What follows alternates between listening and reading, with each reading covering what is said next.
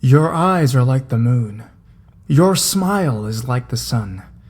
Secret admirers who leave you poetic and sometimes disturbing messages from high school and beyond. Grab a blanket, turn off your lights for 3 stories from the soul.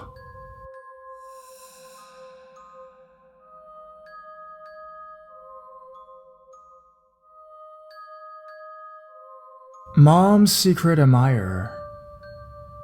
Apparently, my mom had a stalker when she was younger, and partially lived alone in her and my dad's shared apartment in Southern California in the 80s. She claimed that it actually started in high school, where she would open her locker and several hastily written letters would spill out, always signed with, "Your secret admirer." The letters were pretty tame according to her. They usually contained cheesy attempts at poetry, and occasionally mentioned how nice she smelled, or something like that. The letter still made her understandably uncomfortable, considering that she was dating my dad at this point in time. She said she would just shrug it off though, and didn't think much of it after she graduated. When she was 19, she married my dad, and when she was 20, they both moved to California, where my dad was stationed at the military base near Oceanside. My dad was usually away on call, so my mom spent a lot of time at home. That's when she started getting really creepy phone calls at night. Some pervert would call her and say that he knew she was alone, and would make really disgusting comments about how he wanted to have sex with her, and if she screamed for help, he'd smash her head in. Sometimes he'd just call and breathe or moan loudly into the receiver and laugh before he hung up. This went on for months, until it got to the point where one day, when the stalker called her, my mom let out an ear-piercing scream and slammed the receiver against the counter to hopefully bust this fucker's eardrum. She did this the next several times he called, until the calls became less and less, and eventually stopped.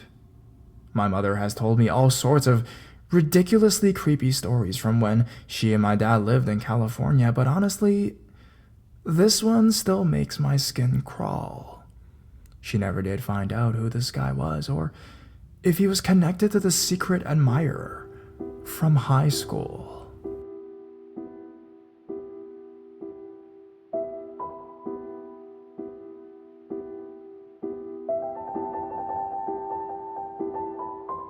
Secret admirer.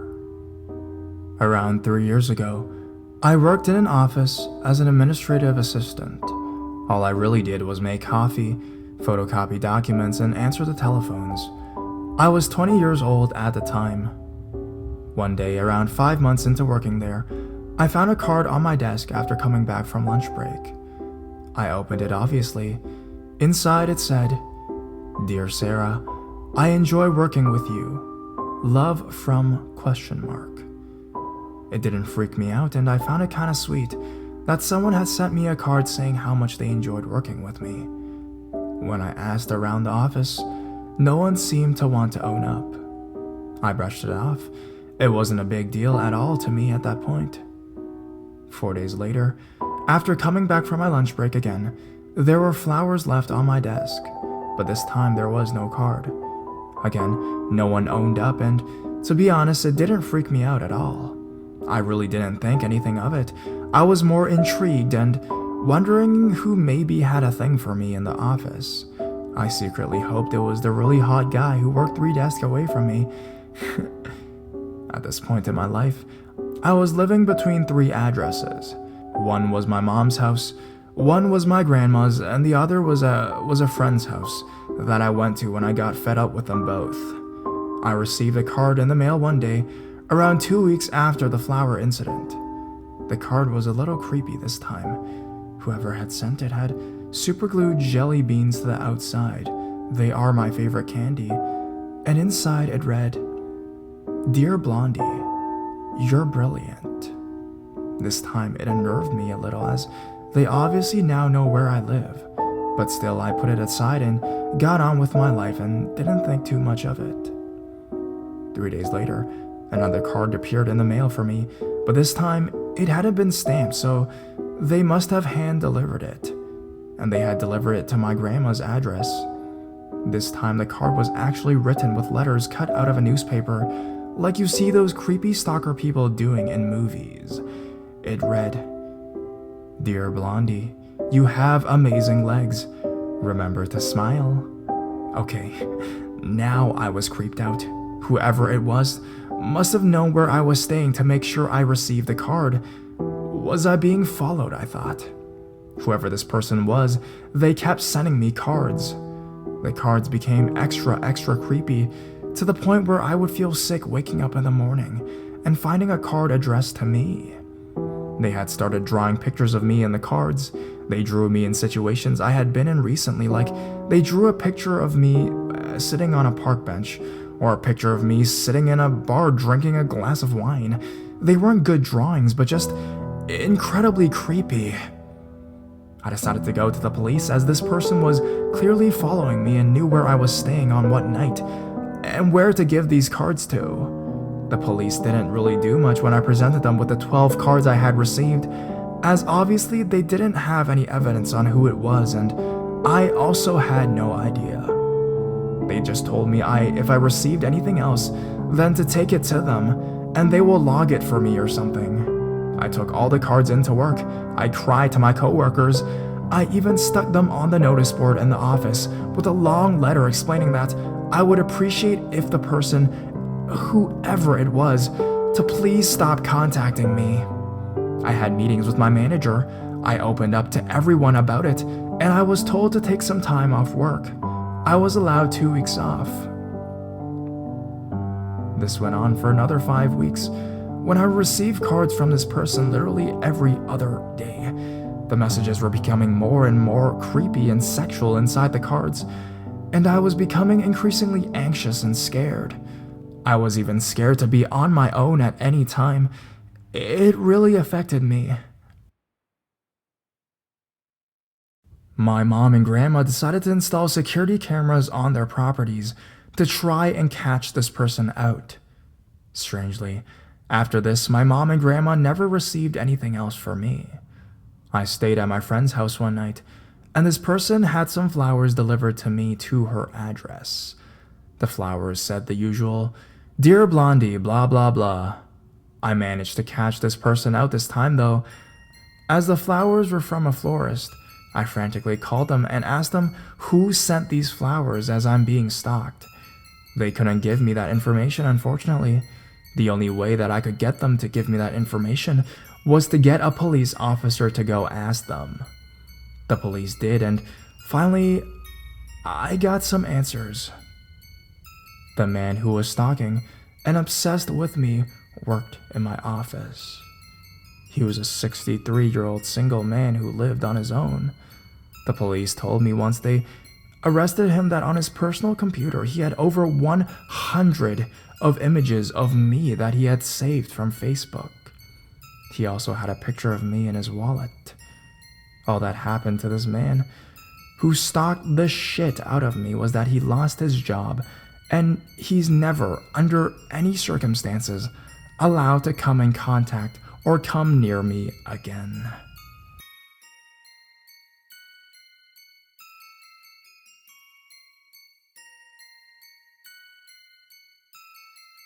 Secret admirer. Long-time lurker on this thread. First-time poster. This happened when I was 13. I am 25 now. I had recently been given my first phone, my Nokia 3310, and only gave my number to a few friends. All was well for about 2 months, and then I started getting strange calls. Started off as silence on the other end before I would hang up. After a while, I decided it was a friend playing a stupid prank and would leave the phone going but leave my phone in a different room to make them waste their minutes. After a while, a guy started talking to me when I would answer. His voice was familiar, but I couldn't place it. He would tell me I was the most beautiful girl in the world and that he loved me and that he was my secret admirer. This continued for a few months, and I didn't think much of it, nor did I tell my mom. It was just some guy paying compliments to a 13-year-old girl with no self-esteem. So I was happy. It started getting creepy after 2 to 3 months, when he would start complimenting me on my outfit, the exact one I was wearing, or he would say he loved what I had done with my hair. One day I thought maybe he had seen me prior to going home from school, or when I had walked down the corner store, and tested the theory and asked what I was doing right then and flipped the bird. He told me that that was not very polite, and that I shouldn't flip someone like him off because you don't know what I might just do to you, my sweet. I freaked out and hightailed it back inside, closed the blinds, and armed myself with a meat tenderizer. After a few more horrifying phone calls, I turned to my friends asking for advice. One of the boys said to admit love to him and go all commitment on him because guys don't like that. Another said to call the cops. Others told me to go to my mother. I listened to the first guy. As a young teen, I thought maybe if he was my age, he'd get scared off by the idea of a lifetime commitment. I thought it worked because I didn't hear from him for a long time. Now comes the messed up part. The calls stopped coming in when the man who lived across the road from me was arrested for pedophilia. This is a man who is the father of 2 girls I was friends with and had my number. A man who, when I went over to hang out with said daughters, told my mom he didn't know where I was and hadn't seen me. This guy was arrested for watching a young girl in the shower through the window, but they found child pornography on his computer. Years later, while he was still in jail, I was told by his youngest daughter that he kept making phone calls around the time that I was being stalked, and that one night heard her mother and father fighting about how he should leave the poor girl alone. You're scaring her. She's only 13, for Christ's sakes. So creepy, neighbor. Let's not meet.